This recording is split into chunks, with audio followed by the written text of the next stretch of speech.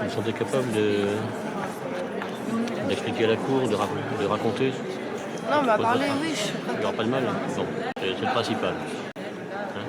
C'est juste que je suis un peu déstabilisée. Et Ouais, mais c'est normal, hein, c'est impossible. là, je sais pas, tout à l'heure je contrôlais pas mon corps, je tremblais partout. Ouais, je vois, ça se voit.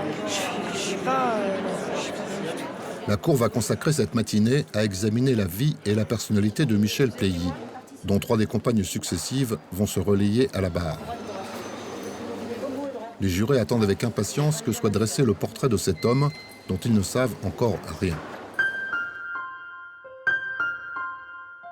La vie de Michel Pléhy est émaillée de quelques succès et de beaucoup d'échecs. Il aura connu la vie bourgeoise d'un directeur d'agence d'intérim, puis celle d'un érémiste vivant dans une caravane délabrée.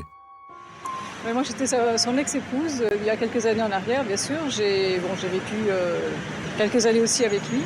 C'était un homme généreux, courageux, travailleur.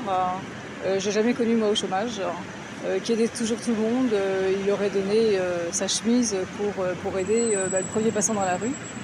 Et c'est vrai que c'était quelqu'un vraiment de très bien. Et puis il a connu des périodes de chômage dans le milieu des années 80.